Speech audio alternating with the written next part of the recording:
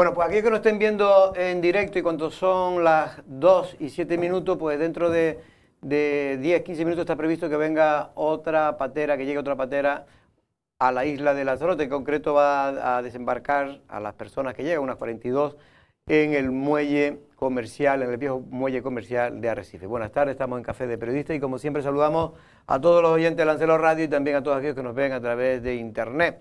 Esta es la que llega ahora, la que va a llegar, pero creo que ya llegaron dos durante el día entre la madrugada, la noche de ayer y hoy. Buenas tardes, Usoa, ¿cómo estamos? Hola, ¿qué tal? Buenas tardes. Y además con inmigrantes menores y mujeres, un perfil, digamos que no suele ser habitual, pero en estas últimas embarcaciones sí es un número representativo. Y de nuevo el Salvamento Marítimo saliendo al rescate. Esto también hay que confirmarlo, hay que resaltarlo porque está confirmado. Bueno, y otra cosa, Andrés Martínez, buenas tardes. Buenas tardes, informativo. Una de las cosas, Andrés, es que hay rum. Yo he hablado con gente de la comunidad marroquí que dicen que cada vez van a venir más menores, más gente joven. Es decir, no solo menores, sino gente más joven, ¿no? No solo menores y muchos de ellos menores. Pues eso deriva en un problema mucho mayor porque los chicos, los menores, se quedan con nosotros, bueno, en el amparo que se les intenta dar, que muchas veces no es el correcto, porque los otros parece que están funcionando las repatriaciones, pero en este caso si son acumulativos y luego ya derivaremos, porque otra de las noticias del día es qué hacer con los menores. Y la verdad que lo que decías tú, pues en escasas 12 horas, porque ayer venían dos pateras, pero hoy estábamos haciendo el informativo, la noticia de que llegaba una a las 12 sobre las 12 de la noche. ¿Qué debe ser esa? Que debe ser esa, sí, porque luego ya la de esta todavía no ha llegado, como dices tú. Esta no sé si fue, esto fue la de ayer, luego una fue avistada, yo no sé si fue avistada por el avión de salvamento marítimo. No sé, sí, la verdad que sí. Y luego...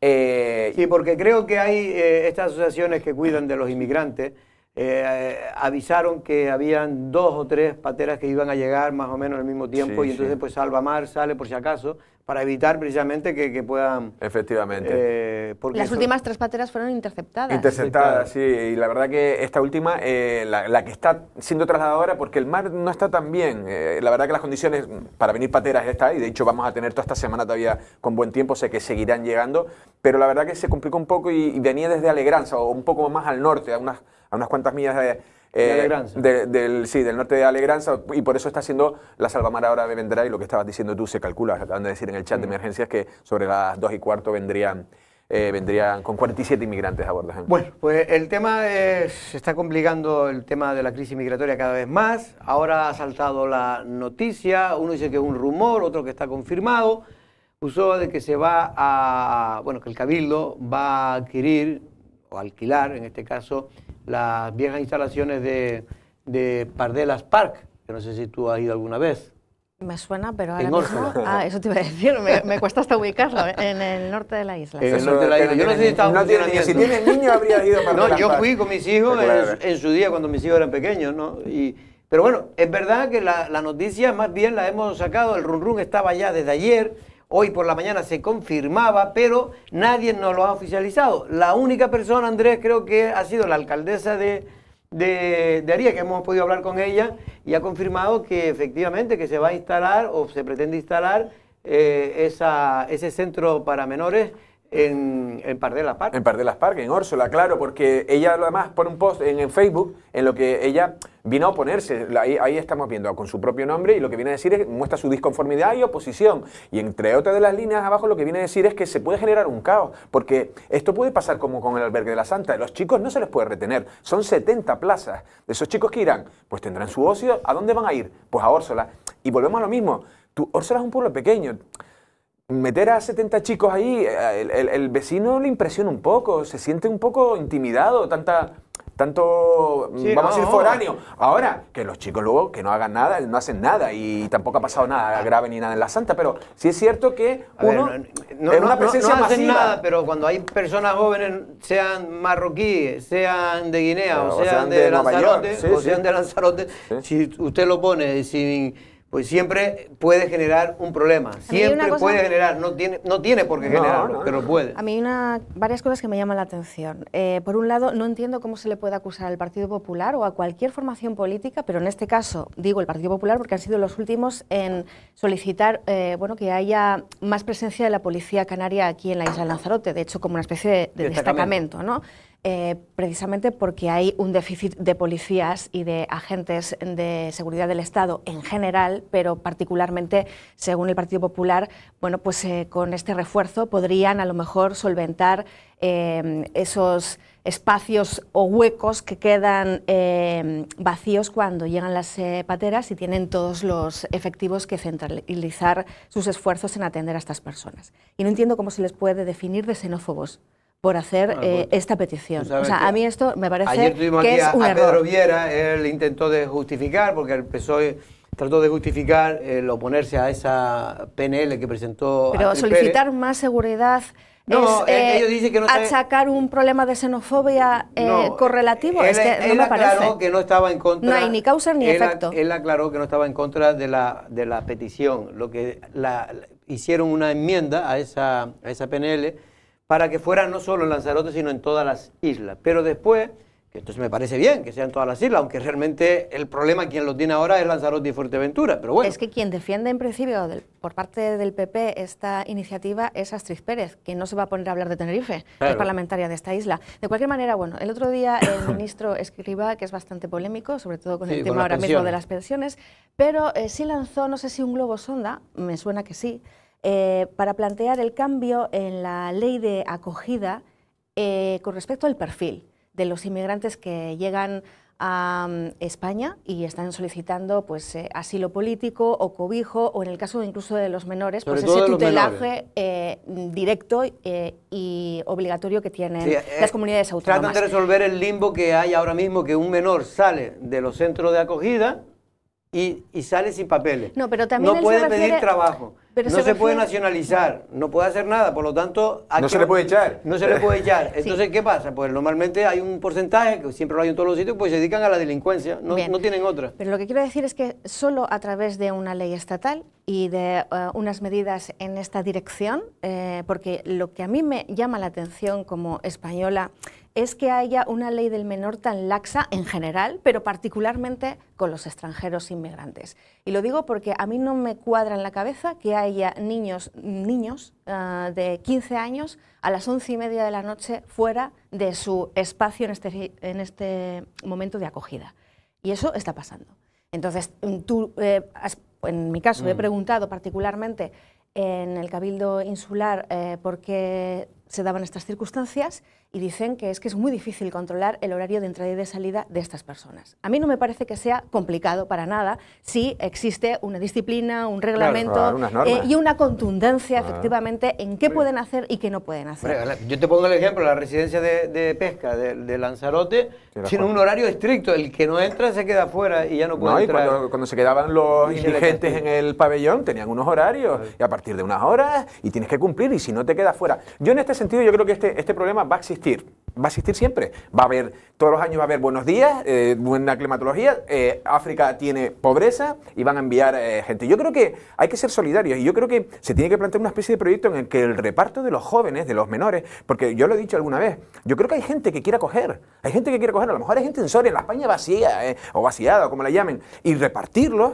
Y además separarlo, esto es como por ejemplo antes que se ponían en guetos a toda la gente, no, ahora los VPO están en zonas buenas, ¿para qué? Para que se socialicen, no claro, y entonces eso es lo que está pasando y lo que has dicho tú, aquí se juntan, en la casa de Ocupa aquí en la calle José Antonio, se juntan porque encuentran un sitio, y al final es la delincuencia, lo que queda, y cuando es que si no tienes trabajo, si no tienes nada, ¿qué van a hacer? Pues tendrán que buscarse la vida como sea y precisamente eso es lo que hay que evitar y además crea un caldo de cultivo para los discursos de xenofobia, ¿no? Que ayudan a que se... Pero ¿cómo es posible, por ejemplo, que nosotros permitamos que haya niños sin techo en las calles, malviviendo, como pasa, por ejemplo, en Ceuta y en Melilla?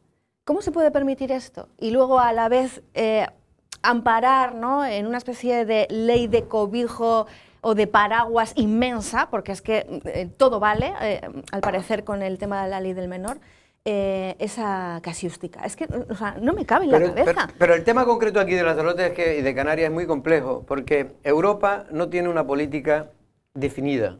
Lo único que le dice a España es que evite el efecto llamada. ¿Y cuál es el efecto llamada? Que puedan saltar los inmigrantes, ya sean menores o no menores, al continente. Es decir, que por España puede hacer la vía de entrada. Y entonces lo que dicen es que los retenga en Canarias, que convierta, no lo dicen así, pero los partidos de la oposición lo consideran como una isla cárcel para la inmigración, lo que pasa en otras zonas, o pasó y pasan todavía del Mediterráneo, ¿no? Pero en cualquier caso, insisto, en otras islas del Mediterráneo, ¿no? No, sí, Europa, Turquía tiene sus frenos, claro. Europa Y paga para que le frenen. Claro. Bueno, pero ahora mismo tenemos a los refugiados polacos, ¿no?, que están viviendo una circunstancia tremenda, pero estas personas no son refugiadas en principio, ¿no? Y sobre todo cuando hablamos de los menores, es decir, no están viviendo en un límite fronterizo, aunque ese límite fronterizo sea insular, como es el caso de Canarias. Entonces, es lo que estaba comentando Andrés. Yo lo he escrito también en una columna de opinión con respecto a la necesidad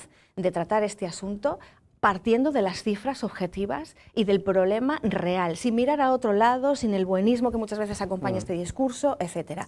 Porque tenemos que cuantificar qué capacidad de acogida tenemos, qué medios y recursos se puede poner a disposición de estas personas para garantizar la integración, garantizarla, porque muchas veces aquí hablamos de integración con una ligereza, oye, que estén escolarizados y que acudan de vez en cuando al instituto, eso parece que es integración. No, eso no es integración, porque integración significa que estén viviendo las oportunidades en igualdad de condiciones que un español. Bueno, lo que sí es verdad es que esto es un problema que se va a agravar, porque si ustedes le dan lo que dicen, digamos, los que están en contra, si usted le da todas las facilidades, ¿qué ocurre? Que cada vez van a venir más gente. ¿Y hasta qué capacidad tiene España y Europa de soportar toda la inmigración que nos viene de África?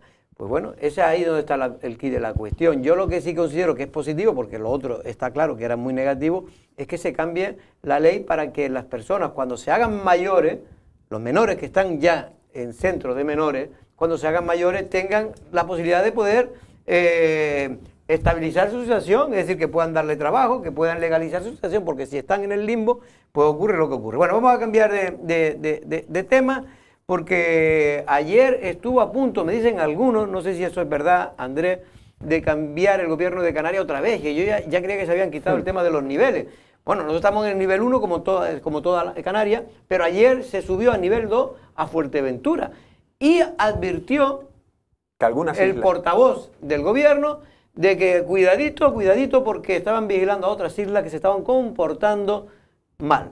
Sí, la verdad que sí, no se dijo, no se nombró ni otras ni Lanzarote, pero sí es cierto que dado los dirigentes de nuestra isla que les encanta una medida restrictiva, vamos a, ¿no? Como se dice, cuando veas las barbas de tu vecino cortar por las tuyas remojar. La verdad que es que también, claro, en la rueda de prensa explican un poco que se ha dado un repunte por la falta de vacunación en el tramo de 20 a 49, son los que están dando esos positivos. Ya empieza a haber ya una incidencia acumulada más elevada, pero a mí me gustaría oír más, siempre lo digo, los datos de presión hospitalaria. Eso es lo que realmente creo que tengo que ir. En la rueda de prensa que escuché todo lo que pude de unos cortes de agencia, y la verdad que no lo citaban. Yo espero que no se vuelvan a medidas más restrictivas. Yo creo que hay que también saber vivir y ser consciente. Yo creo que, el otro día lo decía Susana Pérez, y lo han dicho mucha gente, España tiene un alto, ¿cómo diría yo?, un nivel de conciencia muy alta en el sentido de la vacunación. O sea, un 85%, decía el portavoz, ya está, de la población diana está vacunada. Yo oí que en Rusia un 15%, Alemania, países preparados, tienen mucha población que no quiere vacunarse, y nosotros estamos relativamente bien. Evidentemente, si se suben los casos de incidencia acumulada, va a pasar a gente a planta y luego a UCI y después algún fallecido, que es lo que, por ejemplo, en Lanzarote hace meses que no tenemos.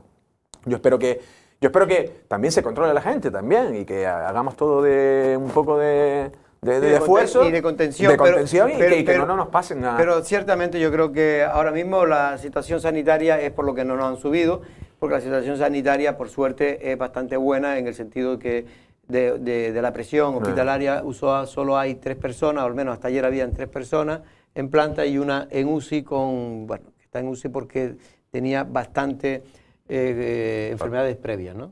Sí, vamos a ver.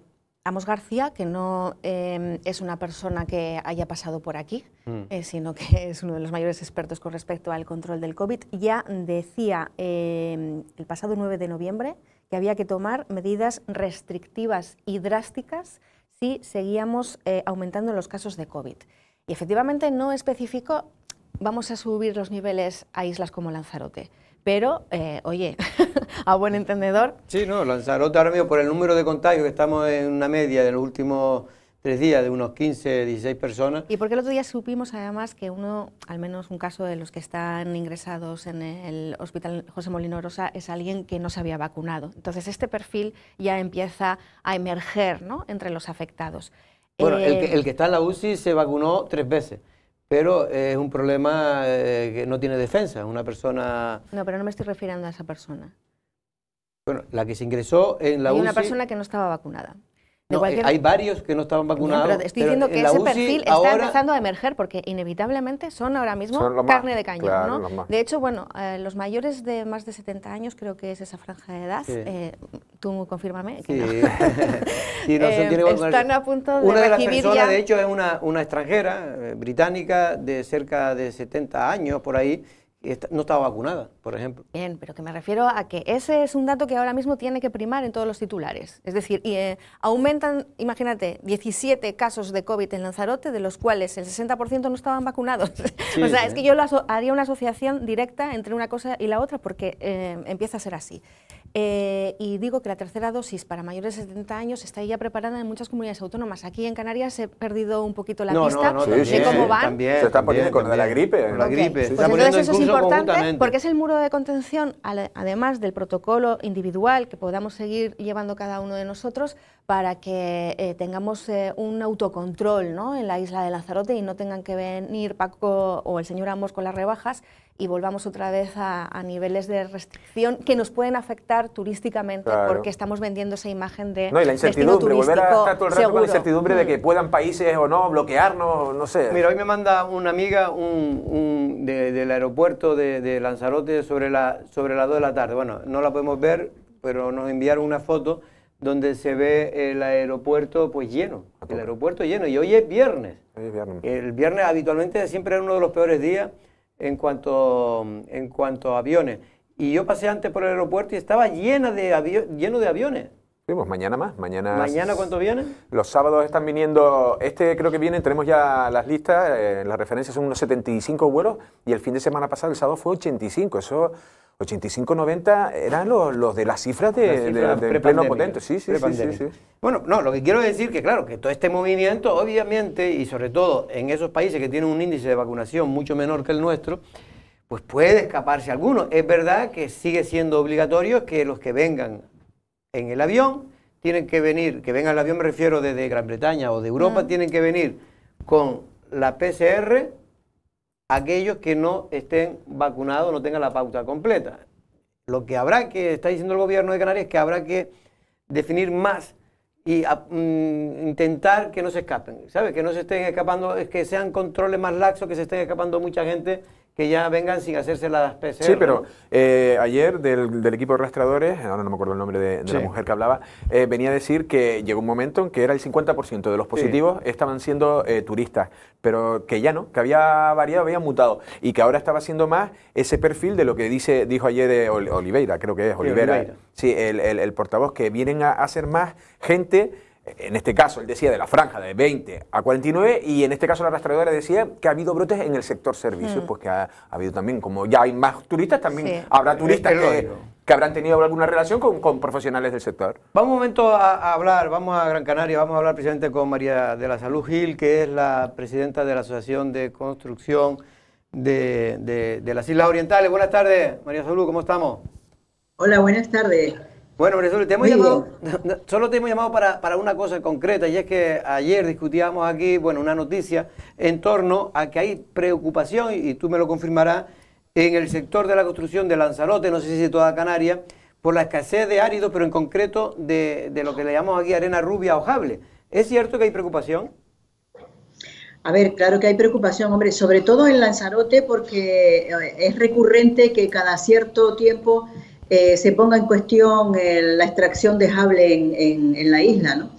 Y a mí me gustaría, no solamente que haya preocupación, sino que me gustaría dejar muy claro que la extracción de jable en Lanzarote está amparada en el Plan Insular de Ordenación del Territorio. Sí. y que la actividad que se desarrolla se ha venido desarrollando en función de una serie de licencias y autorizaciones, que no se está actuando sobre una zona protegida y que lo que ha ocurrido, la casuística, es que se han caducado las licencias o determinadas licencias que hace años que se han solicitado la renovación y estos expedientes no están siendo resueltos.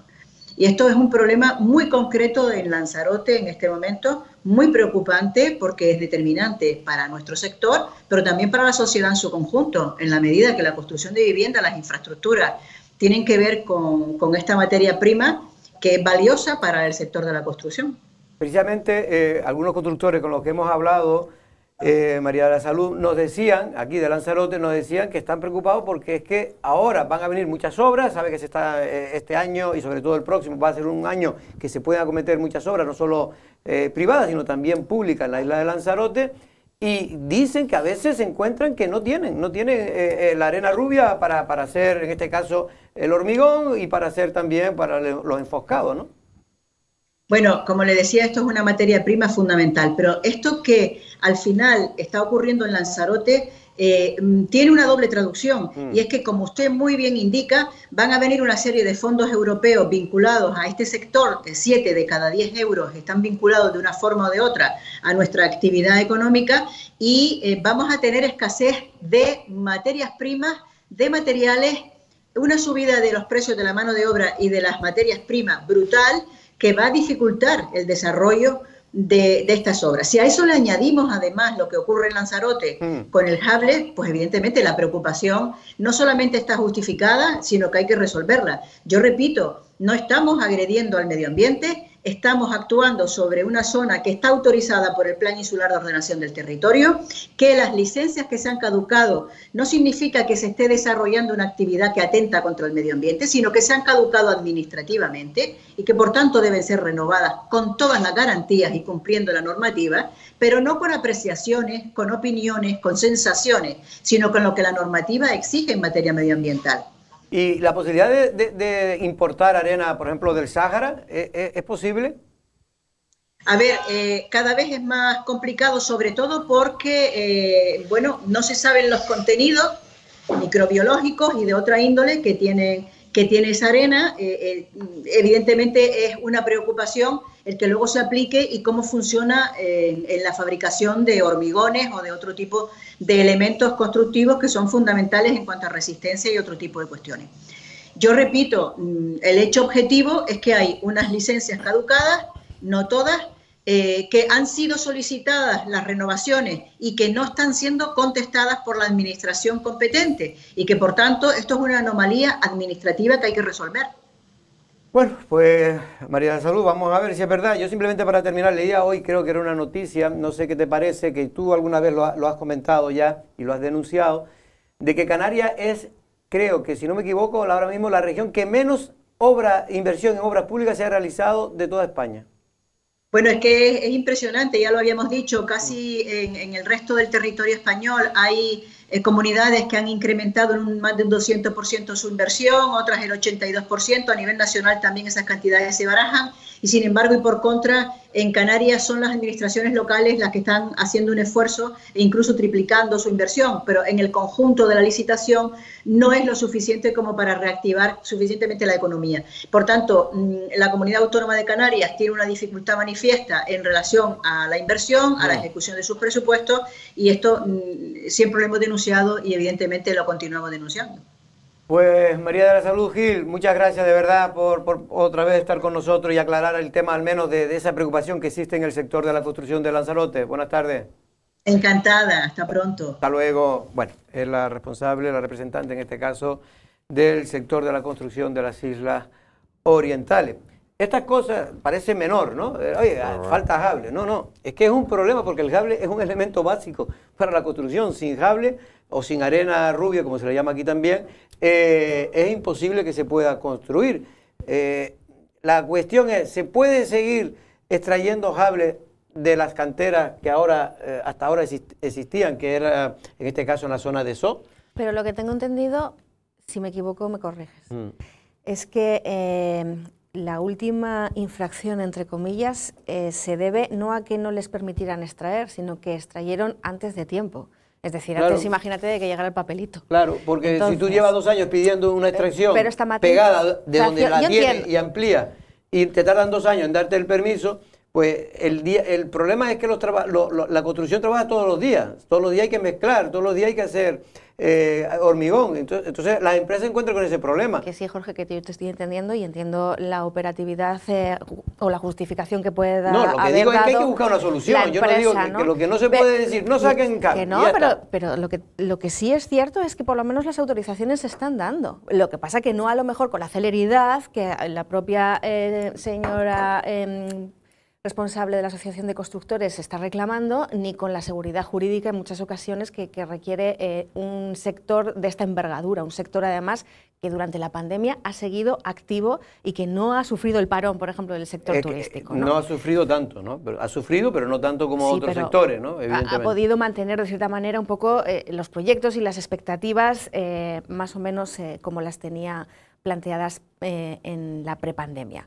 El aumento, en este caso del precio de la materia prima, a mí me parece algo que repercutirá inevitablemente en los precios. Estamos ya sufriendo en este país una subida de precios de más del 30% en general, de media, y esto es una muy mala sintomatología de lo que está ocurriendo en la economía española. Va a crecer, va a aumentar, lo decía ella, los precios, al final, ¿quién lo va a pagar? Pues usted, el ciudadano, porque al final el constructor carga al precio de la construcción, de la casa, de la vivienda, pues carga todos los sobrecostes que está teniendo. Pero yo espero por eso que se me ha olvidado preguntarle, bueno, se me ha olvidado, no, que no nos has dejado la oportunidad, pero que sí se había solicitado el aumento de las licitaciones de obra pública, al menos, para poder, digamos, superar esta diferencia que existe actualmente en los precios, ¿no? Con la actualización de muchas materias primas y además que son esenciales y que las tenemos que traer de fuera. Entonces, espero que Jacobo Medina y su equipo tengan en cuenta esta coyuntura, porque ya tenemos muchísima experiencia en la isla de Lanzarote de concursos públicos que quedan desiertos porque a las empresas no les interesa pujar porque no cubrirían costes. Entonces, este también es otro problema añadido. A mí me preocupa, perdona y termino. Sí, vamos a pasar. A mí me preocupa lo que está diciendo ella, la cuestión administrativa. Ahora estabas hablando de Jacobo Medina y a mí me viene en mente el socavón del Golfo, que parecía que nos iba a dar, y es cuestiones administrativas. Hay soluciones técnicas. No cuesta, no es un gran coste, no hay que hacer un aeropuerto de 70 millones. ¿Una chorrada? Una chorrada. No es, pero es que lo he preguntado a los constructores. Es sentarse, es coger a alguien y sentarse. Y eso yo creo que es lo que le fastidia, es la desidia que hay. Y yo creo que este tipo de cosas... Es que se corta una carretera, un año, casi ya vamos para el año. Claro, aíslan ahí a una serie de comercios, de restaurantes. Se declara por emergencia.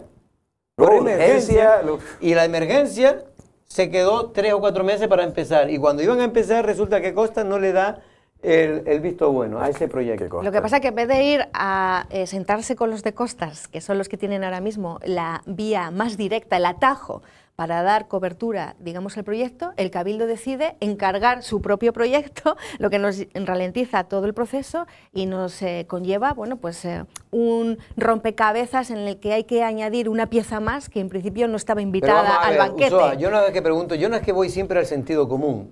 Es lo que siempre pretendo aplicar en toda mi vida y siempre he aplicado. Usted suponga que esta es la única carretera que conduce al Golfo.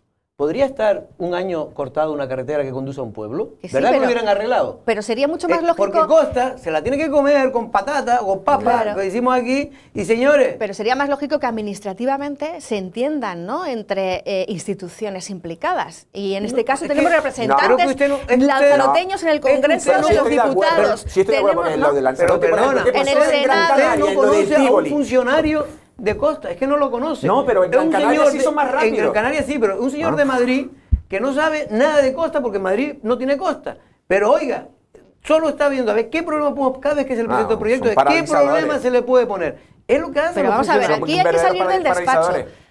Lo hemos dicho muchas veces de manera un poco populista, pero es que hay casos, y lo sabemos, de alcaldes, como digo yo, lagartijas, que que además sabe moverse muy bien en los pasillos de otras administraciones o de otros entes, como puede ser Costas, y han salido de su despacho. Es el caso, por ejemplo, y voy a decir nombres, mira, para... Pepe Juan. Pepe Juan es uno. Sí, pero... La alcaldesa de Aría, que sí ha marchado varias veces a Madrid porque tiene un problemón con el tema de los planes generales y las licencias paralizadas en núcleos costeros, que además ahora mismo están muy demandados, como Arrieta, Punta Mujeres, etcétera.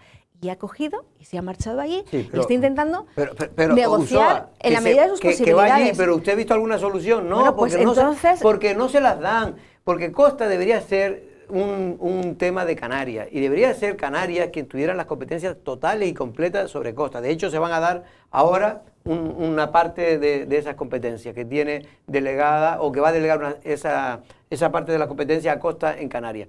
Mire, lo que voy es que ¿usted cree que nosotros como administrados se puede permitir que una carretera que es esencial esté un año cortada? Y aquí lo han intentado, el Cabildo, pero no le hacen ni caso, y ahora buscar una salida, que es hacerla por encima, y creo que también le están poniendo Pero pega. yo lo que decía, por ejemplo, en Gran Canaria, el que ha ido desde el aeropuerto a Las Palmas, fue el caso del socavón de la parte del Tívoli. Y se resolvió al día siguiente. Se resolvió, claro. Era una obra importante, pero se pusieron a trabajar al día siguiente. Al día siguiente. Eso sí, y ahora tú pasas, bueno, ni te has dado cuenta, y a lo mejor fue eso igual a la misma época que lo del socavón. Sí, Y además es sencillo, yo lo que creo que es realmente alguien... Porque aquí yo sí creo que Dolores Corujo, yo creo que tiene ya poder para llegar y decir, mira, ponme y arréglame eso, hazme el papel. Sí. Pero no lo hace, o lo ha hecho y no le hacen caso, me extraña. Pero mira, Dolores Corujo, que seguro que ya ha hecho alguna que otra llamada en este asunto. Pues entonces no le hacen caso. Pero no lo que no le haga caso, el director general de Costa, que es un político, este sí le hace caso.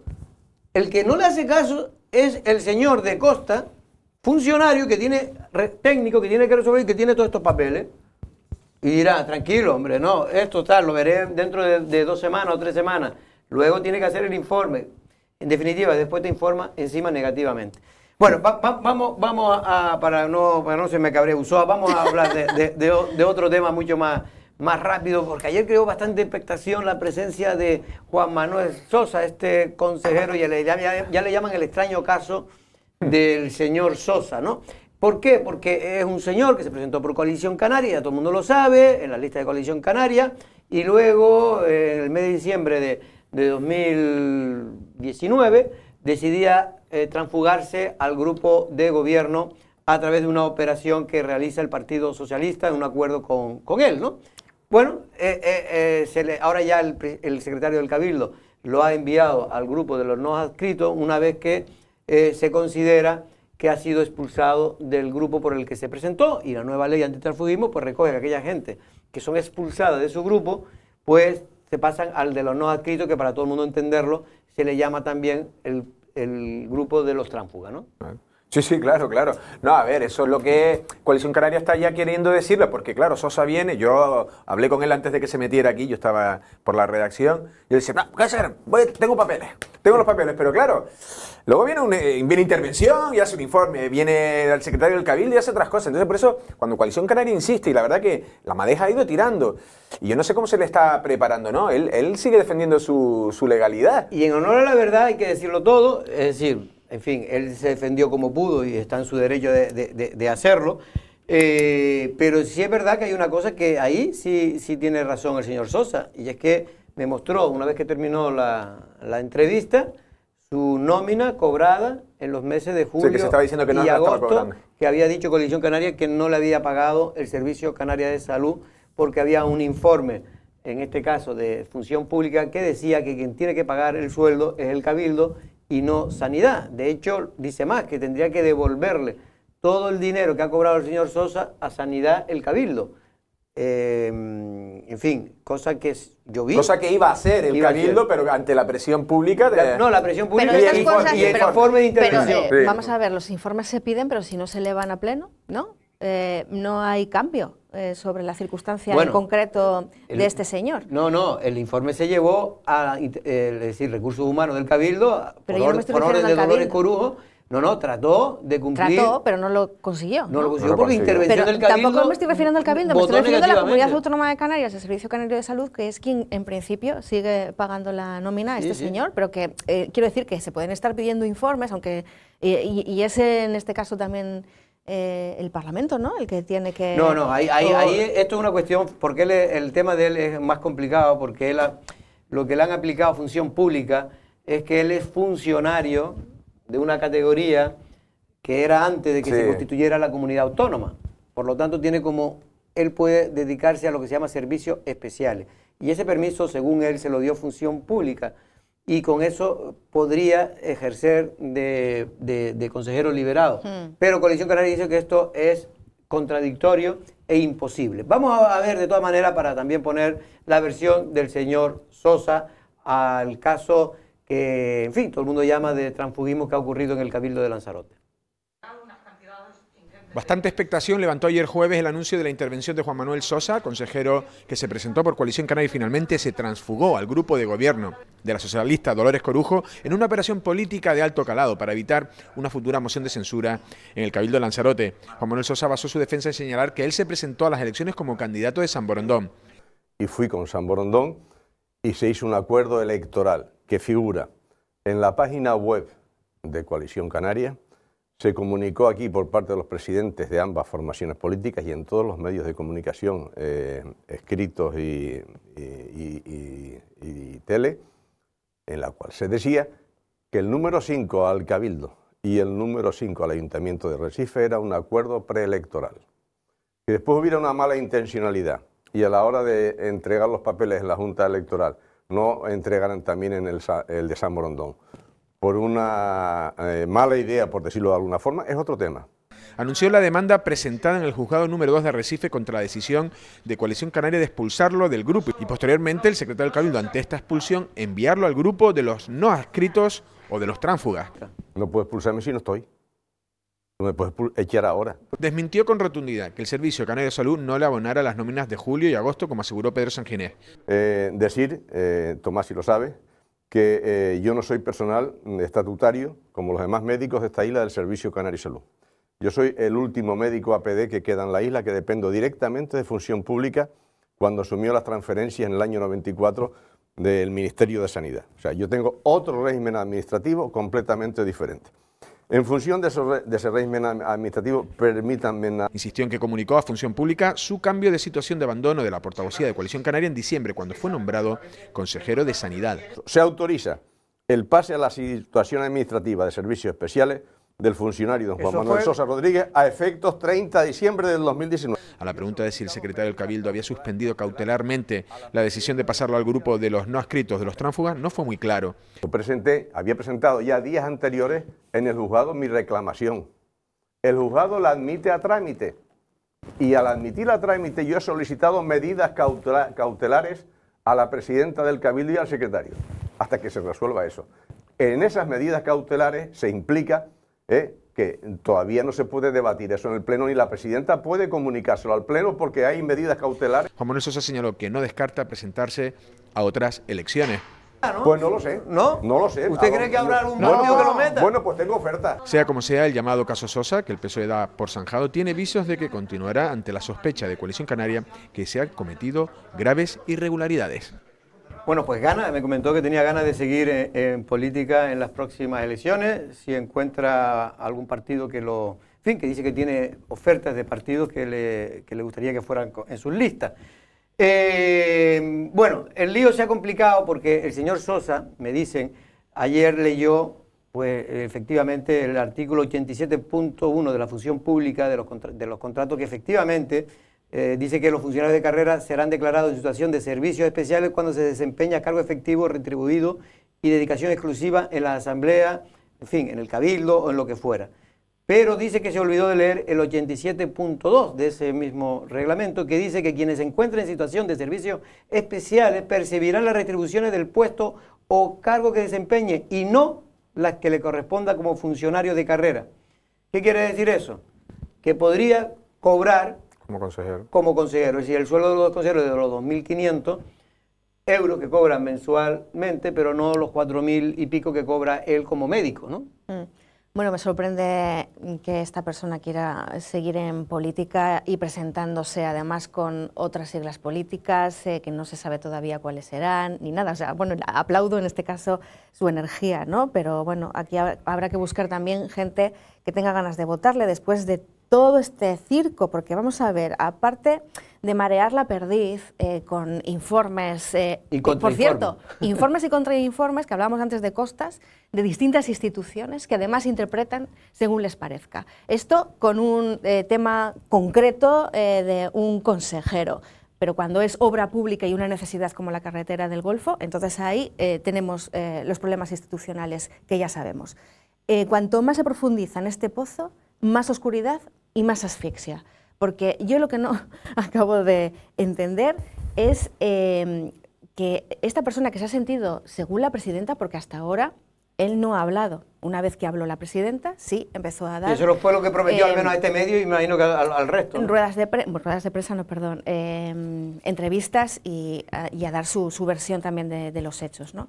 Pero me refiero a que hasta ahora la presidenta, y en ese pleno, vino a hablar de un acoso y derribo hacia esta persona. Pero esta persona casualmente va a los juzgados a presentar una querella porque un recurso porque no entiende que se le haya expulsado no se le haya reconocido en la coalición que se presentó con Coalición Canaria. Sí, y que lo hayan expulsado. Bien, pero ya alude a temas exclusivamente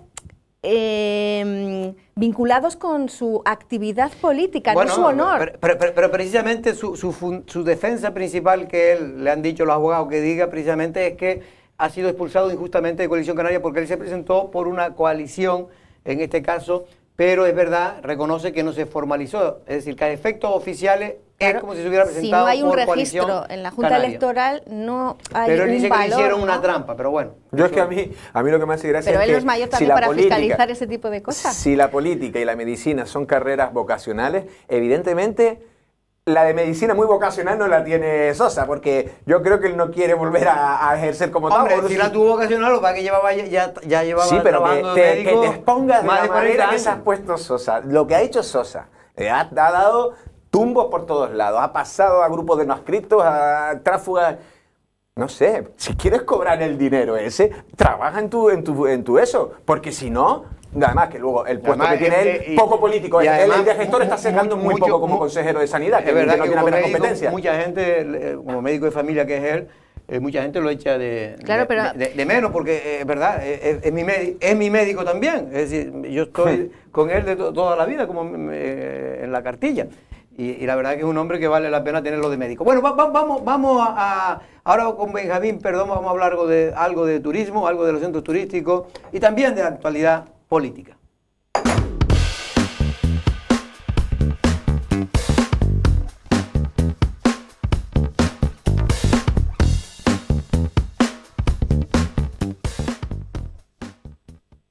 Bueno, pues ya está con nosotros el consejero delegado de los centros turísticos, Benjamín Perdomo. Buenas tardes, Benjamín. Muy buenas tardes. Bueno, yo me imagino que usted estará cada vez más contento, ¿no? Más contento, ¿no? Me refiero con los centros turísticos, cada vez hay más gente, los resultados son ya, realmente me han dicho que bastante positivos.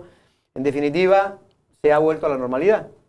Bueno, yo nunca he dejado de estar contento, a veces, más contento, a veces un poco preocupado, menos preocupado, pero nunca hemos dejado de estar confiados en lo que estábamos haciendo porque sabíamos cuál era el trabajo que teníamos que hacer para llegar a la posición en la que estamos ahora y muchas veces en el desierto que pasamos pues, los 6 primeros meses del año para que ahora pues, oye, pues estar pues, positivos, contentos como bien dices y optimista porque creo que hemos hecho las cosas bien hechas con esa reducción de gastos de las que yo siempre hablaba, ¿no? Acuérdate que desde que empecé yo siempre te decía que los centros turísticos no tenían un problema de ingresos, sino que tenían un problema muy serio de gastos, ¿no? Porque mi antecesor y el grupo de Coalición Canaria que estaba al poder, pues la verdad que gastaban, ¿no? Y mira que le gustaba gastar y cuando tú vas cerrando todos esos grifos, pues al final no te hacen falta tanto ingresos para compensar y la verdad que pues estamos bien, contentos y trabajando, la verdad que muy, muy bien. Y en este caso se está notando ya una presencia masiva de turistas en el sentido de llegar a los datos prepandémicos. Vamos a ver, aquí hay dos caminos, ¿no? Es decir, si tú me dices y me hablas de entrada, es decir, sí, de visitantes, de número, hay menos. que en el 2019. Hay menos que en el 2019. Porque hay también menos turistas. Porque hay menos turistas, porque los hoteles no están al 100%, porque a pesar de que estamos viendo, bueno, ustedes lo sacan mucho en el periódico digital, que cada sábado supera el récord, que cada sábado es mejor que el otro, ¿no? Eso no significa que la isla esté al 100%, la isla puede que esté al 80%, Sí, aproximadamente. Es la media que dice Asolán ahora mismo. No está al 80%, sin embargo, si tú vas a ingresos, nosotros estamos por encima del 2019.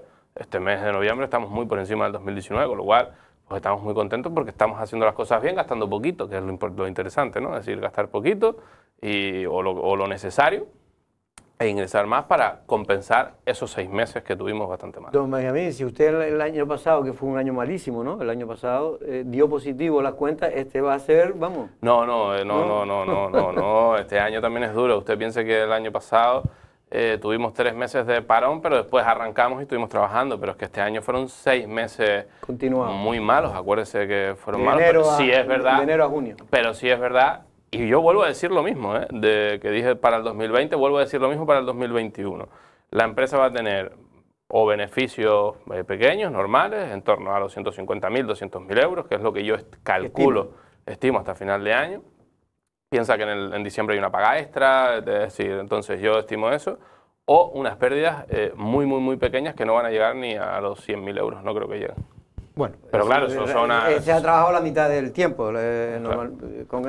No, pero yo siempre soy claro, es decir, ahí va a estar ese margen en el que unas pérdidas muy pequeñas, insignificantes, o unos beneficios que también son insignificantes, pero que son beneficios, y eso significa... Hombre, no dar pérdida ya en esta situación ya es bastante positivo. Usoa. Sí, Benjamín, ¿qué tal? Buenas tardes. Buenas tardes, Usoa. Preguntarle por la apertura del almacén. Si se desecha esta opción, porque, bueno, llegar en una época como la pandemia entiendo que ha sido complicadísimo en la rentabilización incluso pues, de los CATs, ¿no? Pero perder CATs, perder lo que ya en principio estaba teniendo además una repercusión en positivo para los residentes, me refiero, sobre todo que éramos los usuarios de ese espacio, pues da pena. Entonces le quiero preguntar qué es lo que impide la apertura del almacén. Mira, yo me considero una persona responsable, me considero una persona que no le gusta... Porque aquí durante mucho tiempo en política siempre se dice que con política ajena es muy fácil disparar. Entonces el almacén estará abierto en breve, yo calculo que para enero estará diciembre, lo que supone es que si tú abres el almacén, el almacén tenía pérdidas, ¿vale? Es decir, el almacén nunca fue rentable. Tú sentarte en un bar y comerte morena frita por 5 euros, como tú comprenderás, eso, es decir, estás vendiendo por debajo del coste y eso nunca va a ser rentable. Entonces, en enero sí que puedo decir que prácticamente estará abierto. ¿Por qué? Porque la situación es distinta, podemos soportarlo, no tienes a la empresa principal en una posición complicada, pero en enero sí está abierto. Yo te soy sincero, el almacén, y lo he dicho, y no me he cansado de decirlo, y no he tenido mayor inconveniente a pesar de las críticas. No lo hemos abierto por una cuestión de equilibrio empresarial, es decir, y entonces en enero se abrirá.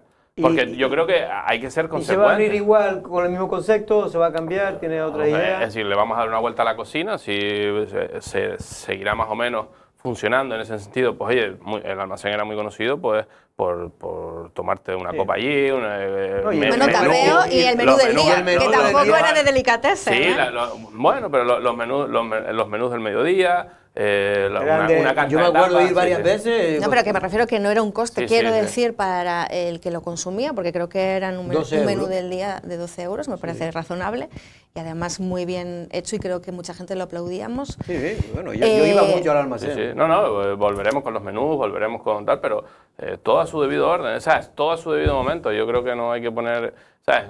Ustedes piensen, nosotros...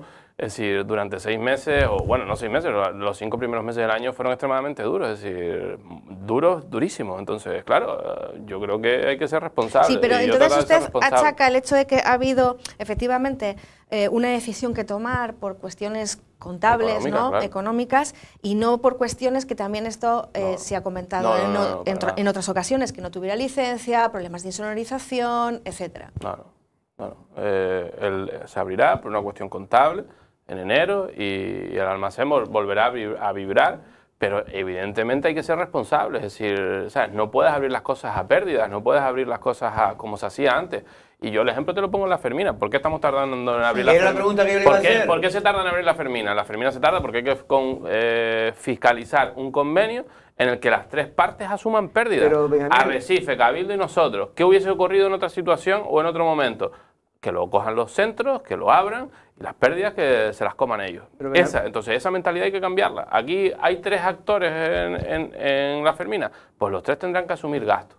Y los tres tendrán que asumir las pérdidas que tengan. No los centros solos, porque menuda gracia. Pero la última vez que estuviste aquí dijiste, no quiero dar fecha, pues no me quiero coger los Pues dedos. están fiscalizándose, Arrecife no ha fiscalizado nada.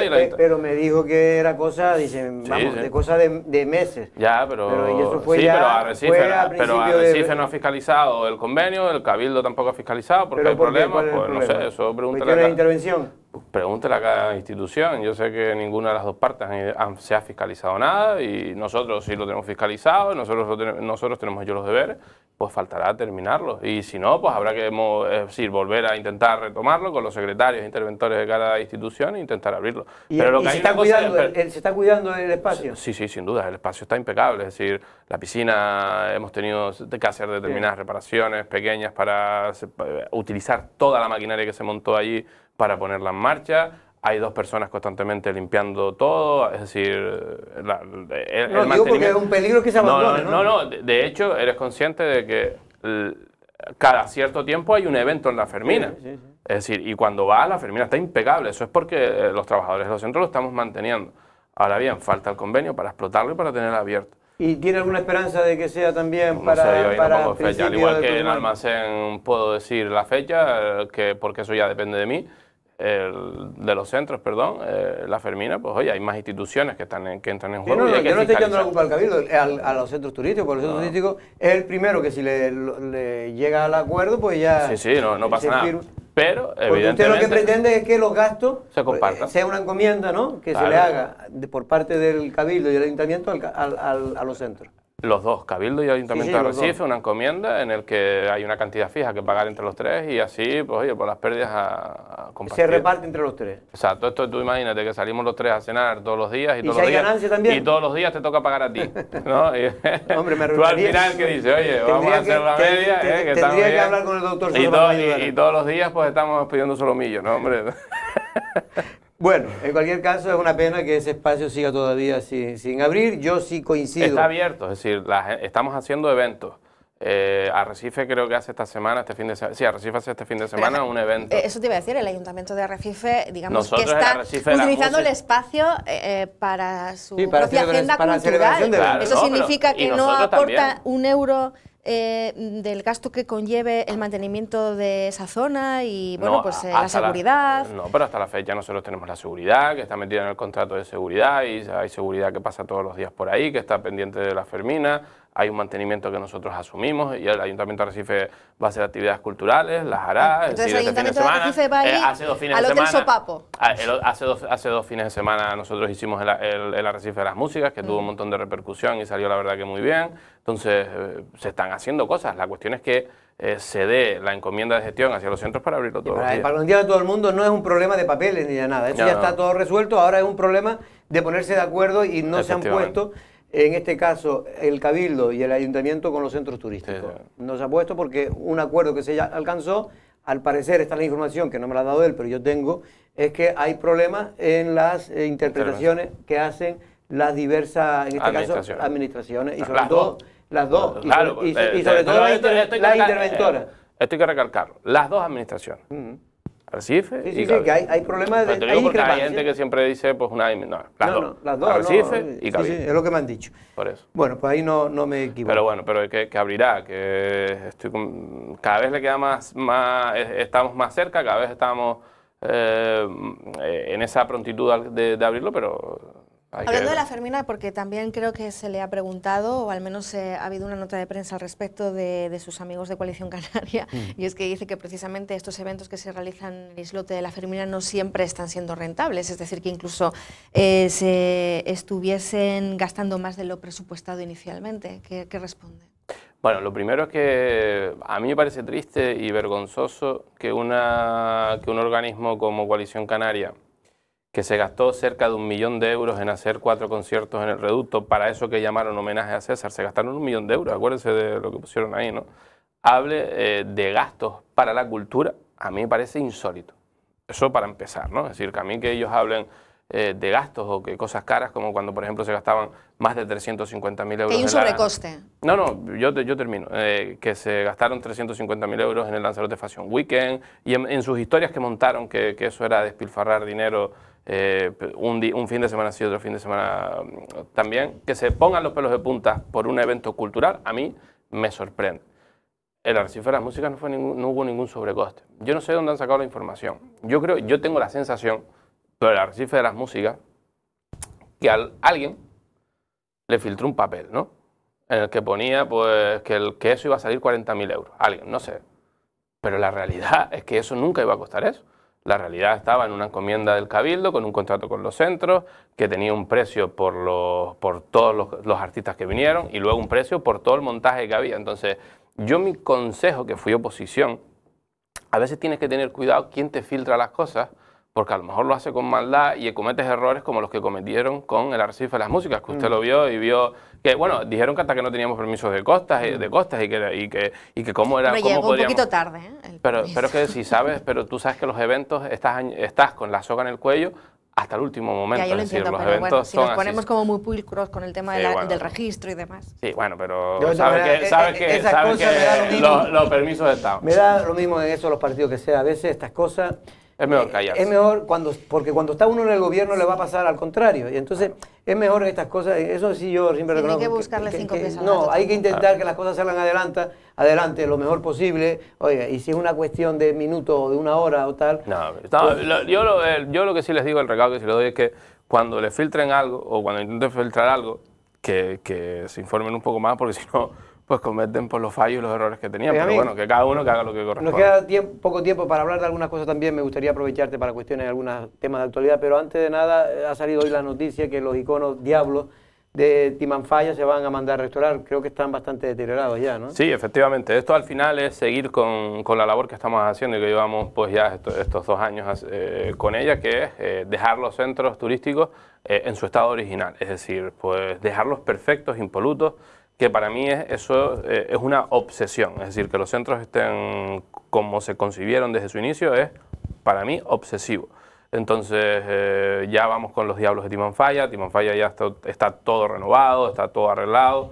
De hecho vamos a hacer unos geysers, estamos ya con los permisos para hacer unos geysers, estamos con los permisos para hacer también la restauración de todos los Diablos y en eso estamos. Es decir, es obsesión que los centros estén impolutos y la verdad, tú lo has visto, que muchas veces hablamos en privado, me dices que has pasado por los centros y los centros están de maravilla y yo creo que eso es...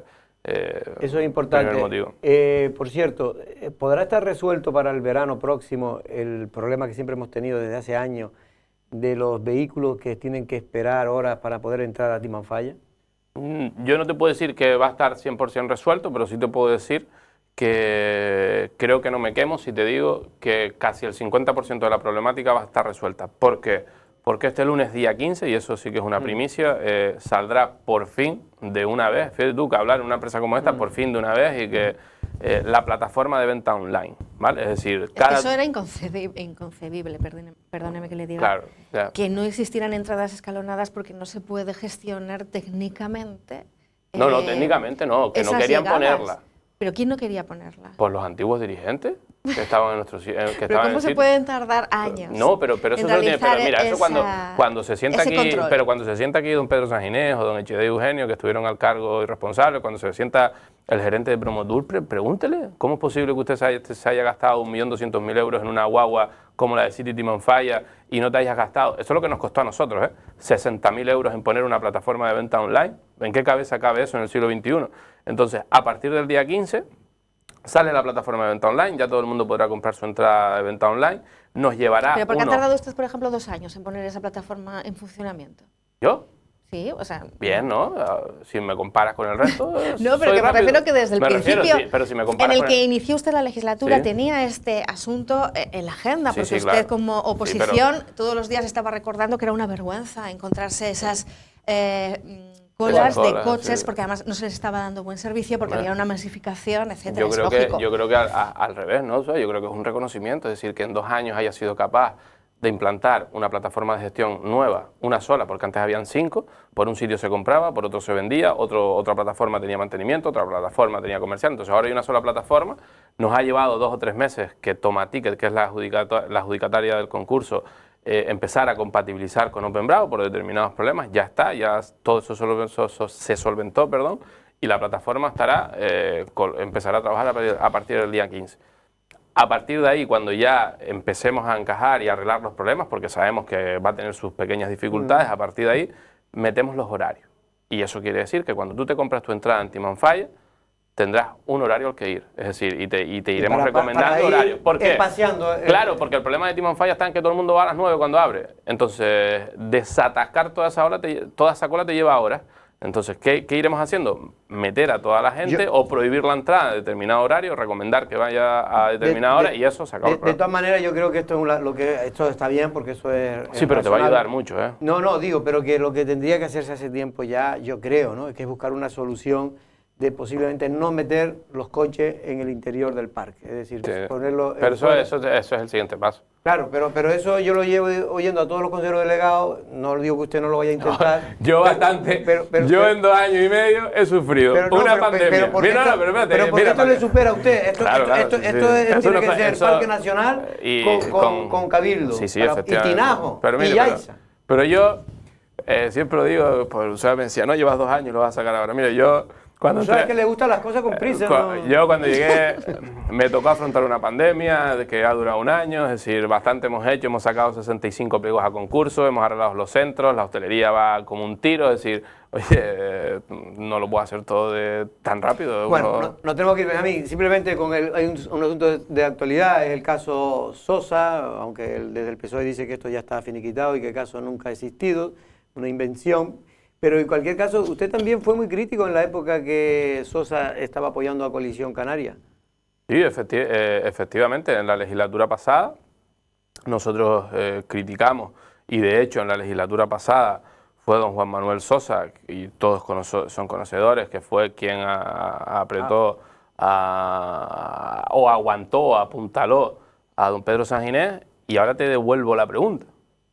Y usted lo compartía. No, yo no lo compartía. Sí, y usted, escúcheme, y usted y este medio aplaudían, escuchen, por favor. Yo soy de los que creo que, y ustedes en este medio decían que era un caballero. No, yo lo que decía es que una moción de censura, como se iba a presentar en aquel entonces, usted con decía 5 partidos políticos. Era un caballero y un hombre de Estado. No, yo sigo diciendo que es un caballero. No, pero me refiero que Sosa, yo siempre lo he dicho, pero que era un hombre de Estado. Aquí en este medio, toda la mesa de café de periodistas de Sosa decía que era un hombre de Estado. Imagínense si hubiera cambiado la tortilla. Pero el problema no es mío, porque yo soy periodista, pero usted sí era político y ahora sigue estando en el partido.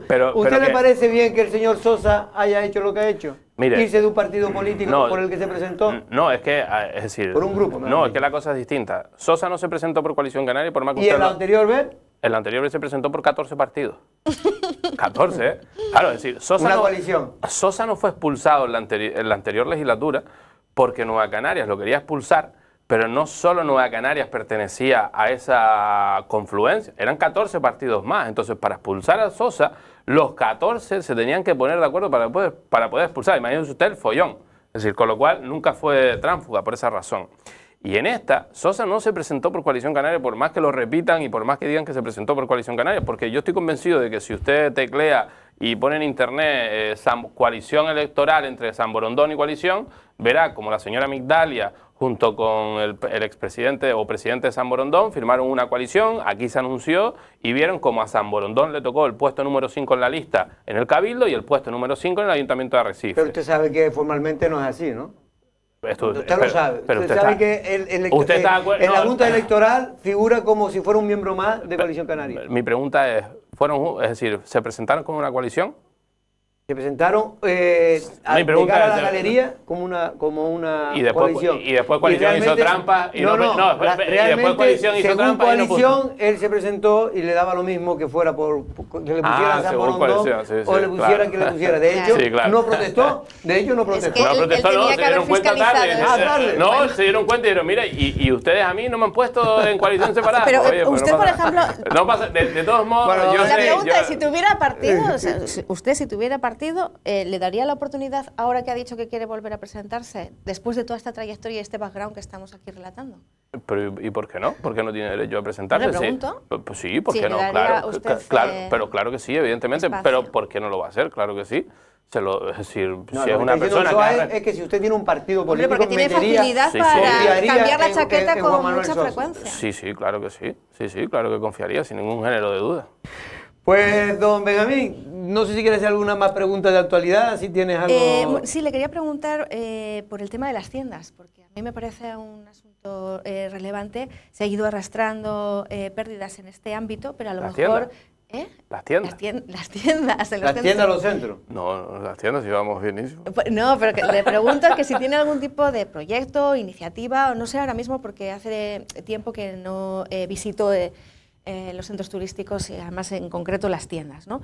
Pero si hay algún proyecto para hacer más rentables estos espacios.